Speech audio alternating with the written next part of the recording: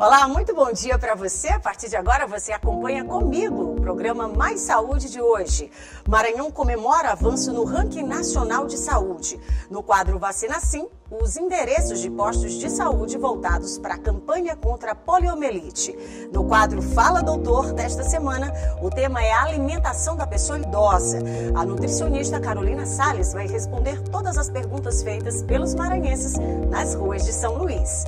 E tem ainda pacientes do Hospital do Câncer realizando um passeio junino pelo centro histórico da nossa capital e eles se encantaram com as famosas bandeirinhas.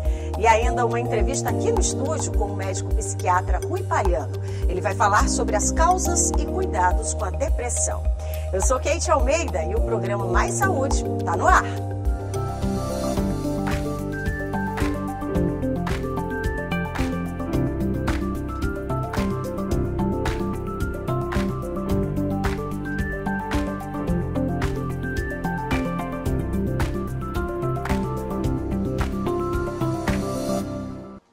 E a gente começa a nossa edição do Mais Saúde de hoje com uma boa notícia. É que o Maranhão avançou do 16º para o 12º lugar no ranking nacional de saúde. O levantamento foi realizado pelo programa Previne Brasil do governo federal. Para a Secretaria de Estado da Saúde, a subida desse ranking representa melhores práticas na qualidade de atenção primária à saúde e também na cobertura da população. Além, é claro, dos investimentos que vêm sendo feitos nos últimos anos. O levantamento foi realizado pelo programa Previne Brasil, do governo federal. Mostra que o Maranhão saltou da nota 6,1 para 8,5, superando o Distrito Federal, Rio de Janeiro e Rio Grande do Sul, e subindo da 16ª para a 12ª posição no ranking nacional de saúde, nos anos de 2022 e 2023. O dado reflete a melhora dos índices de saúde no estado, com o progresso nos indicadores de atenção primária. Entre as ações, o governo do estado já entregou mais de 850 mil equipamentos, insumos e kits de saúde bucal a todos os 217 municípios maranhenses. Benefícios para mais de 2.000 unidades básicas de saúde e 2.540 equipes de saúde da família. É uma retomada do processo de coordenação por parte do governo do estado em relação à política de saúde da atenção primária, em especial com os 217 municípios. Isso significa que é uma estratégia da gente melhorar os indicadores de saúde do Maranhão. Os indicadores com relação ao nosso pré-natal das gestantes, os indicadores da saúde da mulher, os indicadores da saúde da criança também em relação à vacinação, sobretudo também com relação às crônicas, a atenção especial aos nossos hipertensos e diabéticos.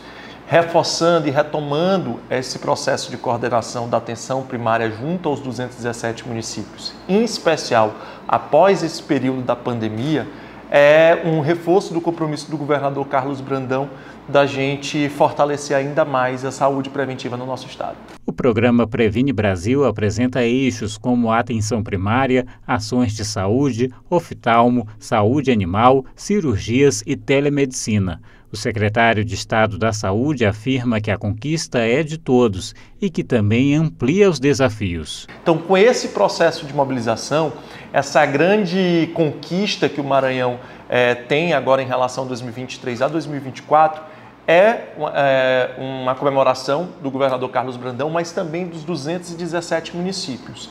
E ainda tem muitos desafios a serem superados. Imagino que com o programa Cuidar de Todos, com a ideia da mobilização, a ideia desses municípios estarem buscando os indicadores e que vão ser premiados financeiramente ao final do ano, a gente tem prospecções futuras de melhoria desses indicadores ainda mais no estado. E no quadro Vacina Sim, você vai acompanhar agora quais são os locais para a aplicação da vacina contra a poliomielite.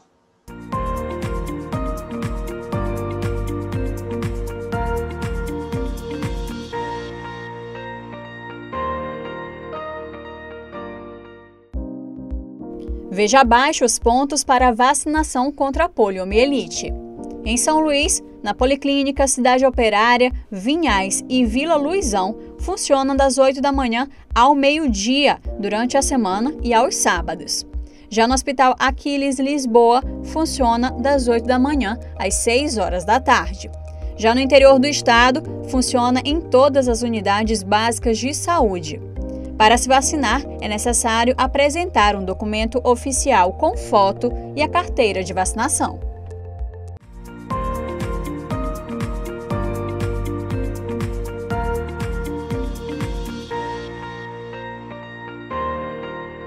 Importante, viu? Não perde não esses dados aí, para que você possa sim, né, incentivar não só a sua família, mas também os vizinhos, todo mundo que está ali no entorno, porque vacina é sempre muito importante para a nossa saúde, não é verdade? Vamos seguir falando agora sobre os principais cuidados que a gente precisa ter com a alimentação da pessoa idosa. E quem vai nos responder é a nutricionista Carolina Salles. Acompanhe.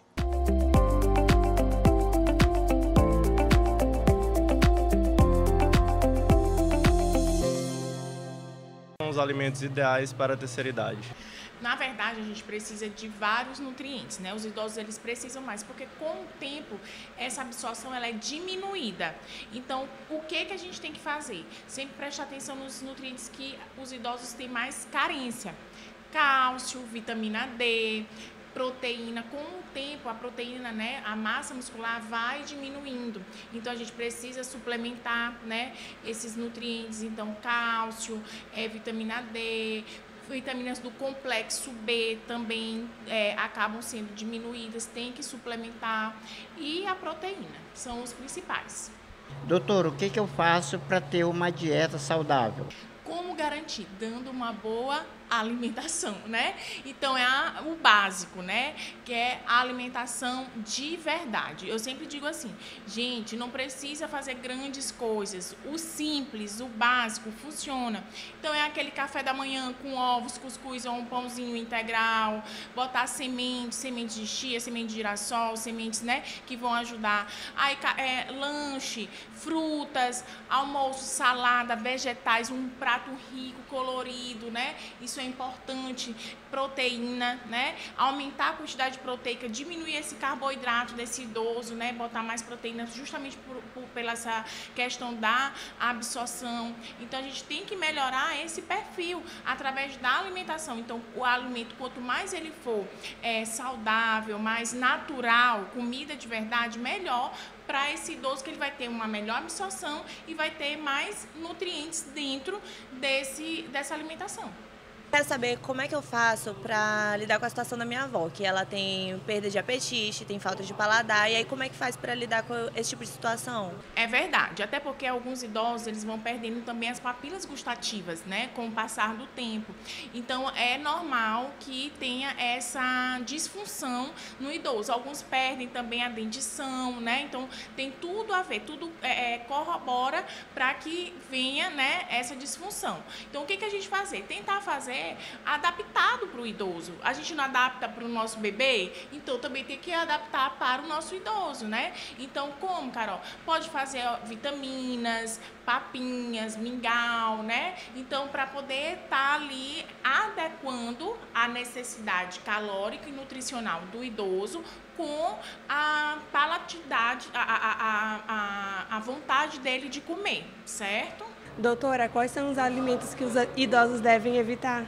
Com o passar do tempo, o nosso sistema digestivo ele vai perdendo algumas enzimas que a gente antes tinha com maior quantidade. Então, os idosos, eles vão perdendo essas enzimas. Então, vai tendo uma dificuldade de quebra, né, desses substratos. Por exemplo, a lactose, o glúten, né, alguns alimentos mais gordurosos. Então, com isso, a gente tem que ter muito cuidado para não dar alimentos muito pesados para esse idoso, né? Não aumentar essa quantidade ou misturar isso. Evitar alimentos que tenham muito açúcar, que também dá uma, né, tem uma intolerância a açúcar. Então, é bom evitar e até misturar. Não dá café da manhã, aí você dá leite com queijo, com uma comida gordurosa, né? Almoço, aquele almoço pesado, né? Mocotó, feijoada, né? E depois dá de sobremesa um pudim. Um idoso não tem mais um sistema digestivo que vai conseguir digerir bem esses alimentos, tá? Então a gente tem que ter cuidado de noite, né? Dar alimentos, uma comida muito pesada para esse idoso, porque já ele vai dormir, então ele não vai ter essa digestibilidade boa, é uma digestibilidade mais lenta. Então você tem que dar alimentos bons, porque geralmente quando a gente vai ficando idoso, a gente vai perdendo essas enzimas e a nossa digestão vai sendo diminuída.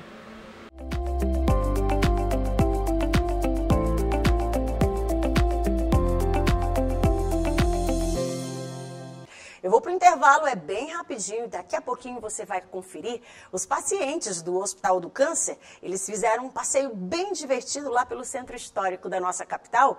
E ainda você acompanha aqui no estúdio uma entrevista com o médico psiquiatra Rui Paliano. É só um instante, viu? Sai daí não que a gente volta já já.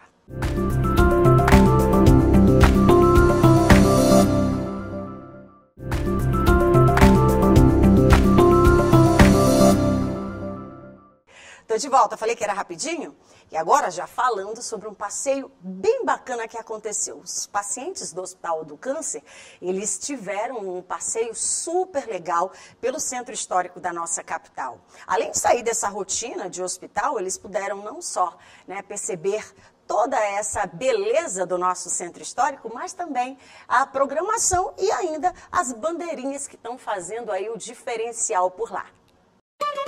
Um passeio para ficar na memória, em meio às ruas e casarões do Centro Histórico de São Luís, que durante o mês de junho recebe um atrativo a mais com a decoração de São João.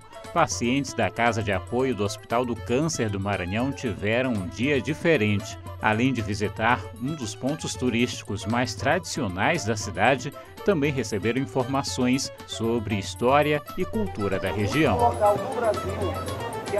É a terceira edição do Passeio Junino, que tem o objetivo de proporcionar momentos de descontração e interação entre os pacientes, auxiliando assim no processo de tratamento contra o câncer. A Casa de Apoio é um anexo do Hospital de Oncologia do Maranhão, onde os pacientes que vêm do interior fazer tratamento contra o CA, eles ficam abrigados aqui. E esse passeio tem por objetivo tirar o paciente do ambiente hospitalar, promover a descontração e a animação. Salomão é atendido na Casa de Apoio há 1 ano e meio.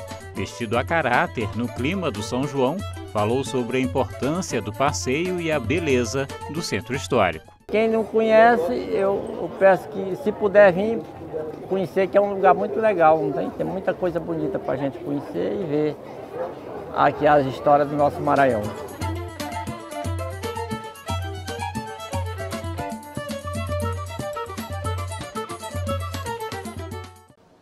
E eu já estou por aqui porque no nosso programa a gente vai entrevistar no dia de hoje o médico psiquiatra Rui Paliano. Ele vai falar sobre depressão, as principais causas e os cuidados e também por que a cada dia ela tem atingido, sobretudo, os nossos jovens.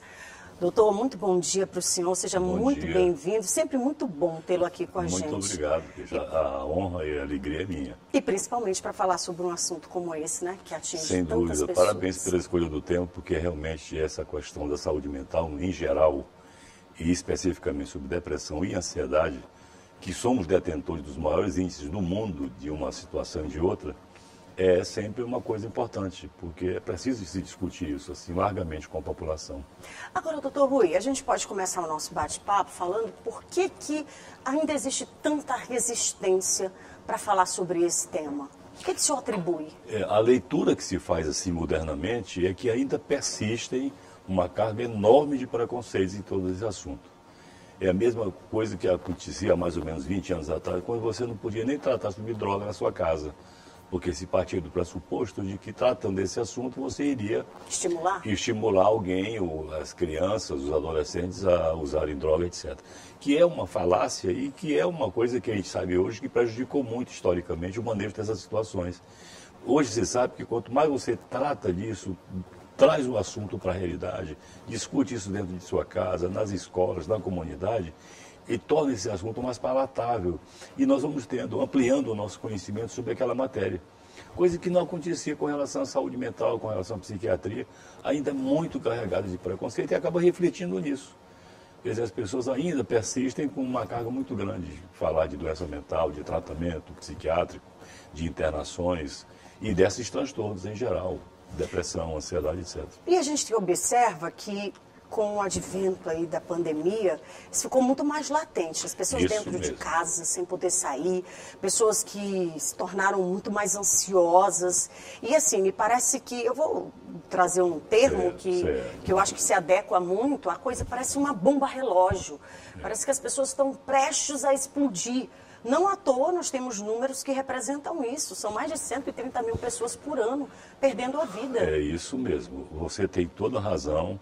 A pandemia, em todas as pesquisas que se tem, tanto nacionais que foram feitas inúmeras pela própria Associação Brasileira de Psiquiatria, da qual eu faço parte como um dos membros da diretoria, e outras pesquisas internacionais mostrando que na pandemia houve uma explosão das ocorrências psiquiátricas, sobretudo transtornos depressivos e transtornos ansiosos. E que eu volto a te dizer, nós somos detentores dos maiores índices de depressão e de ansiedade do mundo.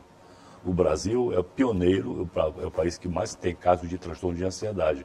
Aí entram as fobias, os ataques de pânico, transtorno de estresse pós-traumático, ansiedade generalizada e vai.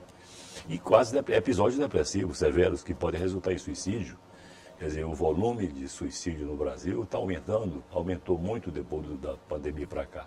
E se atribui, entre outras coisas, tivemos uma mudança muito grave e muito profunda no estilo de vida. E as pessoas não estavam preparadas para isso.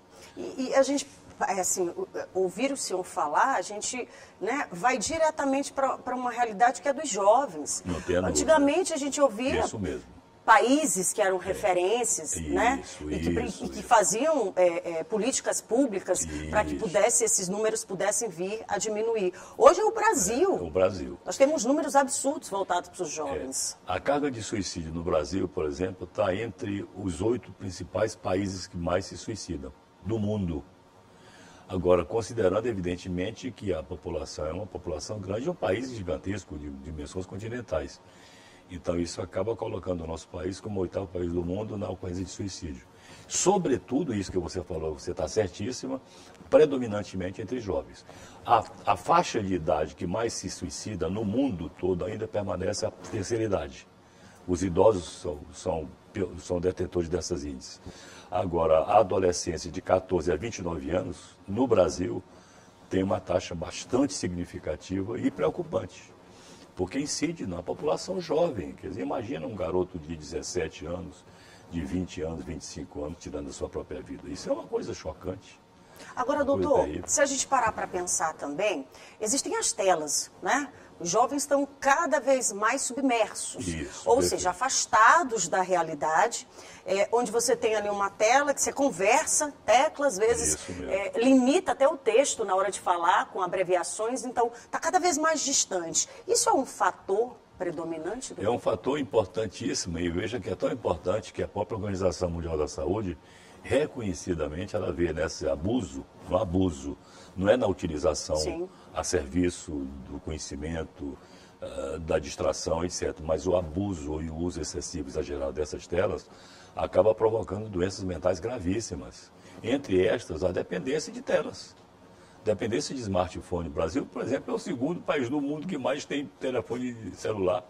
E tem gente com 2, 3 celulares andando de cima para baixo. Um já é uma loucura, né? Já é uma loucura. Imagina 2, 3 você portando isso e chamando ao mesmo tempo. Quer dizer, então isso é uma situação realmente desafiadora. Eu acredito pessoalmente, como médico, já faço 46 anos esse ano como psiquiatra, que nessa próxima edição da Classificação Internacional das Doenças vai figurar dependência de internet, dependência de smartphone, essas dependências de telas, etc. Agora, a tecnologia, como o senhor disse, né? Ela é indiscutivelmente fundamental, né? Fundamental para todos os níveis de idade. Mesmo. Agora, me parece que as famílias precisam entrar também nessa luta, né? Eu concordo plenamente também com você. Eu acho que a família está desinformada. Tem pais, por exemplo, que se um filho começa a chorar, imediatamente o que ele faz é pegar o telefone e dar para essa criança, ou então um notebook, seja o que for. Você não suporta mais nem o choro de alguém. Se você vai para um restaurante, vai para uma festa, você está carregando o telefone do seu lado e compartilhando com outros contatos, sem ser com aquele que está presencial aqui. Então, esses abusos todos que a gente está percebendo na sociedade contemporânea, ela está induzindo a quadros de doenças psiquiátricas graves. E eu me recordo aqui de uma criancinha de 2 anos, outro dia num restaurante, a mãe assim, muito orgulhosa, mostrando que a criança sabia fazer muitas coisas já no telefone. Eu fiquei assustada, inclusive. É assim, lamentavelmente, quer dizer, vai ver que essa criança não tem nenhuma habilidade outra a não ser estar lidando com o smartphone, com esses telefones. Agora, está praticando atividade esportiva, está se ocupando com alguma coisa lúdica, um brinquedo, não tem mais nada disso. As antigas brincadeiras também, As brincadeiras né? acabaram. Então, isso tudo está conduzindo o sujeito a ter uma única opção de lazer e de ocupação, que são esses aí, utensílios, e gerando problemas, porque a gente vai pagar um preço caro sobre isto. Se a família não estiver informada, não estiver bem trabalhada no sentido de preparar seus filhos para uma geração dentro dessa tecnologia, porque não se pode dizer que é a tecnologia que é responsável por isso. É a educação. E os limites também, né, doutor? Estabelecer limites.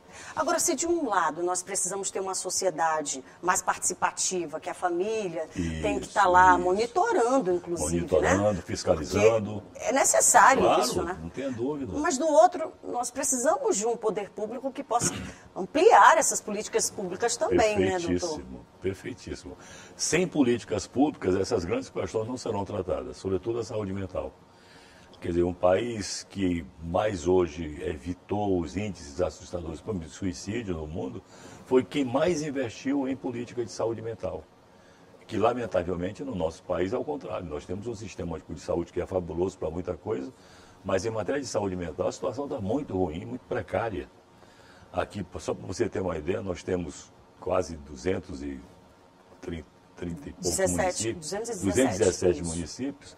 A metade não tem centro de atenção psicossocial. Que é o então básico, você tem uma né? metade desse estado brasileiro, que é o Maranhão, que não tem um serviço público destinado a atender quem tem depressão, ansiedade, ou que quer tirar sua própria vida, que está fazendo um quadro psicótico, uso de droga, de álcool. Não tem um serviço que dê atenção. Então, essa população fica desassistida. E isso eu posso lhe dizer que não é só no Maranhão, não. Isso é pelo Brasil todo. Então, há uma deficiência estrutural com relação a essa deficiência em matéria de saúde mental e que a população precisa dessa assistência. Agora, é fundamental. Agora, indiscutivelmente, doutor, quando a gente fala sobre ampliar esses serviços, aí eu volto a convocar a pandemia, porque foi um divisor de águas, isso né? Mesmo. Você viu que é necessário que as pessoas tenham um acompanhamento, isso né? mesmo. De profissionais, de fato. Até se, com relação à tecnologia que a gente falava ainda há pouco, a internet serviu para que muitos profissionais psicólogos pudessem atender, né, pessoas em crise e tudo mais. E esse é um serviço que não é oferecido, né? Não. Isso precisa ser repensado. Infelizmente, não é oferecido e deveria ser repensado. Já tem sugestões do Conselho Federal de Medicina, da própria Associação Brasileira de Psiquiatria, recomendando que haja amplificação desses serviços, todos que eu me referi, que são os CAPs, Centro de Atenção Psicossocial, ao mesmo tempo que implemente esses serviços de telemedicina, por exemplo, que é vital. Eu faço telemedicina na minha atividade profissional, atendo gente do país inteiro, à distância, num horário devido, com um horário marcado, com tudo bacana, de como se a pessoa estivesse na minha presença. E nada disso macula a prática e a ética médica. Os pacientes se beneficiariam se nós tivéssemos um sistema mais amplificado de assistência, porque tem muita gente precisando desses cuidados e não tem. E não tem para onde recorrer. Então, imagina eu desenvolver um quadro depressivo e a quem que eu vou me tratar? Com quem eu vou me tratar? Se muitas das vezes o serviço psiquiátrico particular é caro, uma internação particular é cara. Então, tem que ter políticas públicas consistentes para cuidar da saúde mental do povo brasileiro. E isso tem que ser feito com uma certa brevidade, porque são desafios muito grandes que a gente enfrenta no dia a dia por essa desassistência. Agora, doutor, se por um lado a gente tem números que mostram que o percentual entre jovens é cada vez maior, né, e que precisa ter uma atenção especial, aí o senhor não avalia que as escolas, as universidades, faculdades também deveriam ter uma sistemática diferenciada de atenção? Completamente. Por exemplo, nós temos índices assustadores de automutilação, que é um transtorno comportamental e emocional gravíssimo, e não sabem o que fazem. Às vezes não tem nem como referenciar uma criança que se corta toda, que se automutila na escola, na sala de aula, ou seja, onde for, no banheiro, etc. E a escola fica sem saber até como referenciar esses casos. Mas são pacientes que deveriam ter um psiquiatra, ter uma equipe multidisciplinar, ter um psicólogo do seu lado, para poder cuidar daquela pessoa. Porque isso pode adentrar para outros transtornos psiquiátricos. Então, a escola tem um papel vital, imprescindível em políticas públicas para manejar com essas situações todas. E muitas das vezes o próprio fato de muita gente começar a desenvolver quadros psiquiátricos dentro da própria escola. Tem o fator família, né? A família poderia ser imprescindível. ter uma conversa coletiva, né? Promover um diálogo mais ampliado. Isso mesmo. Falar sobre o assunto. Devia nascer em casa, mas na escola também, né? Isso mesmo, perfeito. Essas áreas como família, escola, comunidade, as instituições públicas em geral, trabalhando num só sentido, isso favorece e fortaleceria as medidas de prevenção e de assistência, evidentemente, a esses pacientes que estão desassistidos. Agora, doutor, se o senhor pudesse dar dicas, né, para quem está em casa, para observar, porque às vezes quem está ali passando pelo problema está tão imerso que fica quietinho, que não fala, que não consegue sequer, né, manifestar absolutamente nada. Mas quem está no entorno precisa também observar. O que precisa ser observado, doutor? Quais são as dicas básicas que a gente poderia dar para esse telespectador? Olha, interessantíssima essa questão que você levanta, porque também, atualmente, a família tem pouco contato com seus filhos. Os pais da modernidade, pai e mãe, que eu estou me referindo, em geral estão desvinculados da observação de seus filhos. Tem pai, por exemplo, quando chega no consultório, alguém que leva poucas semanas atrás, eu atendi um adolescente de 17 anos, 18 anos, e que primeiro entra a família, que eu queria saber o que é que se tratava, e disseram, não, meu filho está começando a usar maconha há mais ou menos uns 3 anos para cá. Tudo bem, 3 anos para cá, E eu fui entrevistar depois a pessoa, o filho dessa família. E ele estava usando maconha há mais de 7 anos. E os pais não sabiam. Só dos 3 anos. Quer dizer, o que acontece? Esse desconhecimento, muitas das vezes, é fraturado em razão dessa desconexão entre pais e filhos. Então não há conversa, não há diálogo, não há entendimento, não há nada. É aquela história, começa a chorar, ao invés de você perguntar por que ela está chorando, pega um smartphone e cala a menina lá. Entende? Você não vai a fundo em nada. Então a família está muito distante, tem esse viés aí. Sim. Que eu acho que deveria ter uma aproximação melhor, o pai conversar mais com o filho, se juntar e botar filho no colo, beijar filho e sair com ele, ir para o cinema, ir para a comunidade, ir para um clube, seja o que for. Tem que ter isso. Tem que ser vital, a vivência. Não se tem isso. E segundo, ter um país de jovens. O Brasil, a metade da população brasileira de jovens. E o que acontece? Mas ficam também desengajados de tudo. Então ficam aí, muitas das vezes, sem acesso a uma escola digna, ou acesso a um clube social. Ao entretenimento. Entretenimento. Então isso tudo acaba dificultando também a saúde mental dessa população. Agora, em casa, ficou mais quietinho, dentro do quarto, assim, de forma assim, absurda. Está na hora de ligar aquele botãozinho vermelho? O que nós consideramos é quando você começa a observar as mudanças daquela pessoa em determinado momento. Então, quando você tiver um filho que começa a perceber que ele está se isolando, não está mais participando como participava das atividades, seja fora ou dentro da família, aquele filho que ou muitas vezes tem um problema, está vivendo um problema, mas não tem espaço para conversar com o pai. Isso a família tem que possibilitar que haja esse diálogo suficiente para que eu possa ter liberdade de dizer, olha, eu estou sentindo isso, estou sentindo aquilo, estou com angústia, eu perdi o sentido da minha vida, eu estou pensando em me matar, em morrer, etc. Isso tem que ter uma fluidez entre essa comunicação desses pais, entre pais e filhos, o que também não existe. Então, quando você observar que esse filho está mudando o comportamento, se aproxime dele. Se aproxime dele, converse com ele, busque saber o que está acontecendo, veja como é que estão essas relações sociais dessa criança, se também está usando droga, se não está usando. Isso tem que ser tratado assim, abertamente, de forma muito sincera, muito franca, para a gente extrair um entendimento sobre aquilo que está acontecendo com a pessoa. E buscar ajuda, né? E buscar ajuda, isso mesmo, vital. Se você identificar que seu filho está começando a chorar inopinadamente, ou se sentir desmotivado para sair para a escola, ou para sair com os amigos como se fazia antes, isso é um indicador importante de você se aproximar desse filho, saber entender o que está acontecendo e buscar ajuda. Muito bem. Porque quanto mais precocemente você intervém nesses distúrbios, sobretudo de caráter emocional, melhor. Quanto mais tardiamente, pior. Doutor Rui, muitíssimo obrigada pela participação aqui. Já quero que o senhor volte, porque é tanto conhecimento.